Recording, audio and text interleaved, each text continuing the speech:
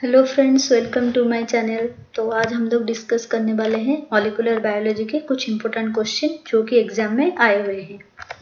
तो पहला क्वेश्चन दिया है कि प्राइमोजोम कॉम्प्लेक्स कंसिस्ट ऑफ। प्राइमोजोम कॉम्प्लेक्स मतलब किसको लेकर बना है, ये पूछा है हम। तो इसका मतलब ऑप्शन पहले क्या दिया है, helicase plus SSB that is single stranded binding protein और एंड प्राइमर। ऑप्शन बी में बोला है हेलिकेज प्लस पीसीएनए। पीसीएनए क्या होता है, proliferating cell nuclear antigen and ligase.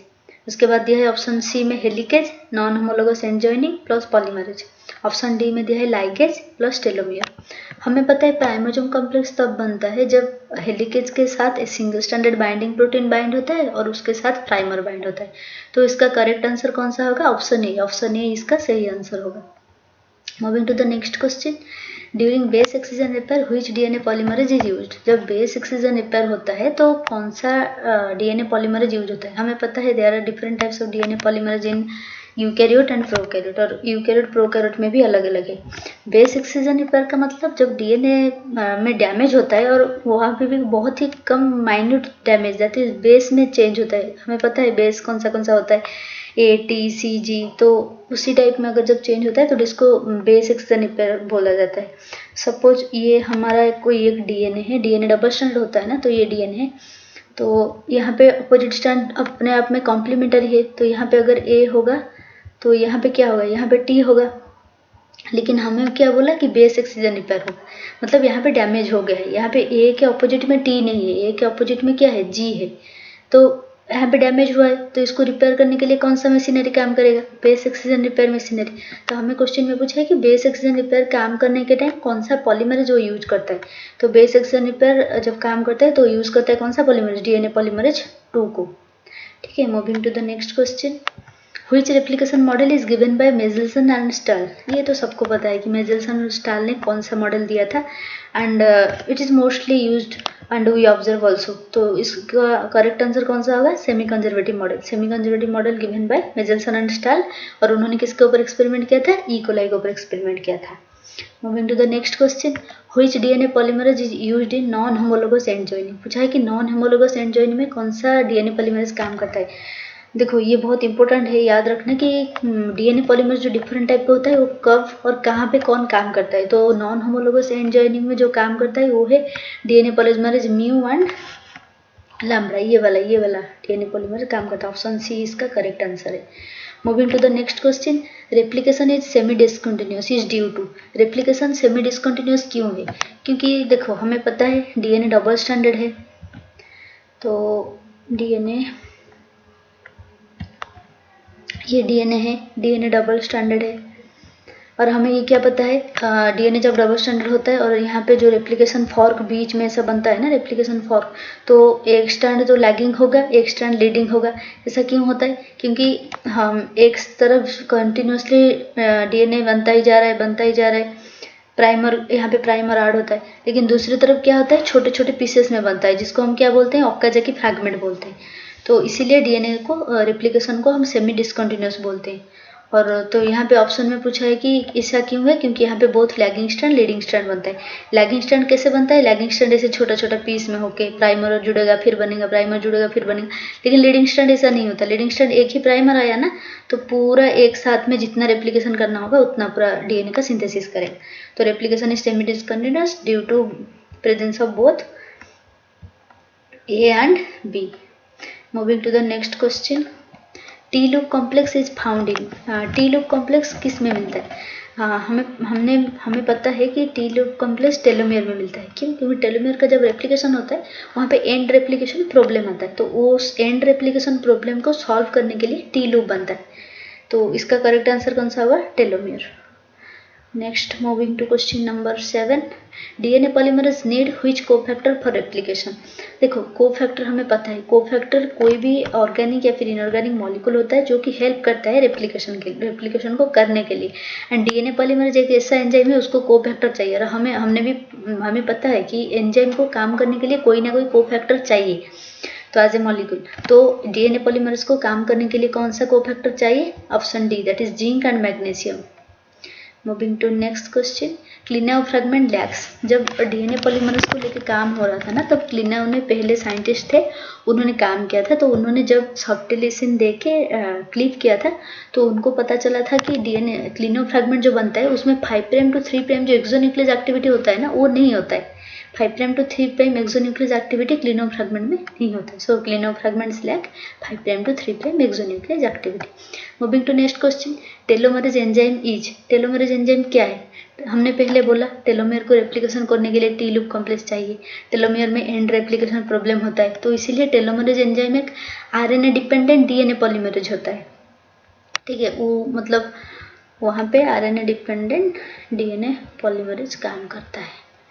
Then moving to next question, antisense strand is also called as. हमें पता है डीएनए डबल स्टैंडर्ड होता है, तो इसको हम अच्छे से समझ सकते हैं। ये हमारा डीएनए है, ये डबल स्टैंडर्ड है, ये आपस में कॉम्प्लीमेंटरी है। तो अगर इसको हम टेम्पलेट मान के जाने, ये हमारा टेम्पलेट स्ट्रैंड होगा, ये हमारा क्या होगा, नॉन टेम्पलेट स्ट्रैंड होगा। ठीक है, ये हमारा नॉन टेम्पलेट स्ट्रैंड होगा। ये टेम्पलेट स्ट्रैंड है, मतलब ये क्या है, रुको एक second.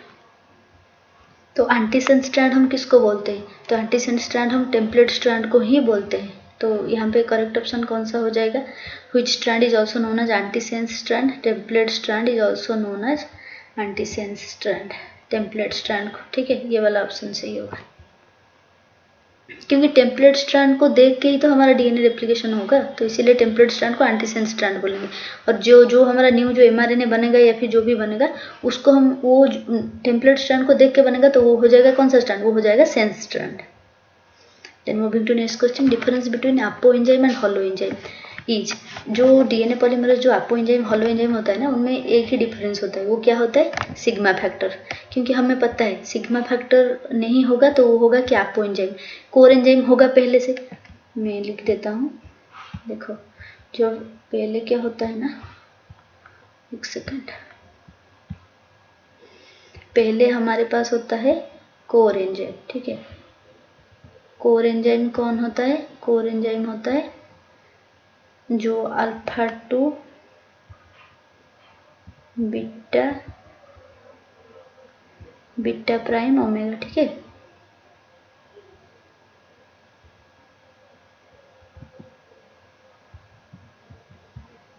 Alpha two beta beta prime होगा हमारा कोर एंजाइम होता है। लेकिन उसमें जब सिग्मा फैक्टर बाइंड होता है, तो उसमें जब सिग्मा फैक्टर बाइंड होता है, वो क्या बन जाता है? वो बन जाता है होलो एंजाइम, और होलो एंजाइम में काम करेगा। तो इसलिए सिग्मा फैक्टर बहुत इंपॉर्टेंट रोल प्ले करता है। ये तो 11 का करेक्ट आंसर हो गया option B. Moving to next question, toxin that extract from Amanita phalloides. Amanita phalloides से जो टॉक्सिन रिलीज होता है वो क्या होता है? अमानिटा फालोइडिस एक मशरूम, फंगी का स्पेसीज है। मशरूम जो हम खाते हैं ना, उसमें अमानिटा फालोइडिस से वो मिलता है। इसीलिए कुछ लोगों को ना एलर्जी होता है, टॉक्सिन उससे रिलीज होता है इसीलिए। तो अल्फा अमानिटा फालोइडिस किसके लिए toxin extract from? Alpha amanitin. ठीक है, ये किससे एक्सट्रैक्ट होता है? Extract from alpha amanitin. Alpha amanitin से क्या मिलता है? हमारा अमानिटा फालोइडिस का टॉक्सिन रिलीज होता है। Sigma factor bind to dash region of DNA during transcription. हमने पहले भी बोला सिग्मा फैक्टर कोर फैक्टर होता है, क्योंकि वो जब बाइंड होगा तो हमारा क्या बनेगा? Holo enzyme. वो किसके साथ वो कंबाइन होता है? Alpha two beta beta prime omega के साथ मिलके वो होलो एंजाइम बनाते हैं। इसलिए सिग्मा फैक्टर का बाइंड होना बहुत ही जरूरी है। बोला है sigma factor binds to dash region of DNA during transcription. हमें पता है डीएनए जो डबल स्टैंडर्ड डीएनए होता है, तो इसका करेक्ट आंसर पहले होगा कौन सा? Major group. Major group of DNA को ये बाइंड होता है। अच्छा, मेजर ग्रुप माइनर ग्रुप क्या होता है? पहले उसको समझ लेते हैं। ये हमारा डीएनए है। ठीक है, ये हमारा डबल स्टैंडर्ड डीएनए है। तो यहाँ पे देखो, यहाँ पे कॉम्प्लीमेंटरी है ना, तो यहाँ पे ए होगा तो यहाँ पे टी होगा, यहाँ पे जी होगा तो यहाँ पे सी होगा, फिर यहाँ पे ए होगा तो यहाँ पे टी होगा। पर यहाँ पे ये जो इतना सही है ना, ये वाला कॉम्प्लीमेंटरी रीजन। लेकिन यहाँ पे देखो, यहाँ पे यहाँ से लेकर यहाँ तक, तो इसको हम क्या बोलेंगे? इसको बोलेंगे मेजर ग्रुप, क्योंकि यहाँ पे ये पे टी, टी पे ए, सी पे जी, जी पे सी, टी पे, मतलब यहाँ पे बहुत ही अच्छे से कॉम्प्लीमेंटरी है। और यहाँ पे बहुत सारे हमको हाइड्रोजन बॉन्ड मिल जाएंगे। और हमको ये भी पता है कि हाइड्रोजन बॉन्ड 2 होते हैं किसमें? ए और टी के बीच में। 3 होते हैं जी और सी के बीच में। तो sigma factor bind to major group of DNA during transcription. Moving to next question, rho dependent termination occurs in, rho dependent rho independent ये टर्मिनेशन यूकेरियोट में नहीं होता है। ये किस में होता है? ये सिर्फ प्रोकैरियोट में ही होता है। तो इसीलिए इसका करेक्ट आंसर कौन सा होगा?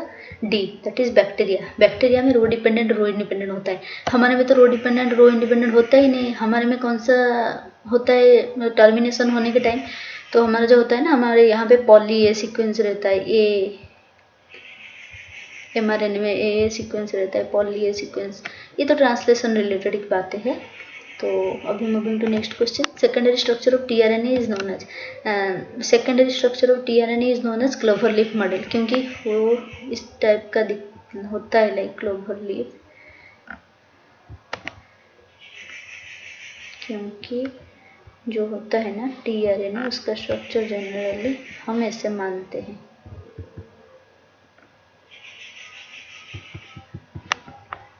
ठीक है, यहाँ पे डाइहाइड्रोक्सी लूप होता है, टी साइसो लूप होता है, एंटीकोडोन आर्म होता है, यहाँ पे सीसी एंड होता है, 3' OH 5' फॉस्फेट। तो सेकेंडरी स्ट्रक्चर जो टीआरएन का होता है वो क्लोवर लीफ मॉडल का होता है। Then moving to next question. तो thank you for watching my channel, please like share and subscribe to my channel. और अगर आपको कोई भी न्यू टॉपिक पढ़ना है या फिर उसके रिलेटेड कोई भी क्वेश्चन चाहिए या फिर कोई क्वेरी है तो आप मेरे को कमेंट सेक्शन में भेज सकते हैं। Thank you so much for watching.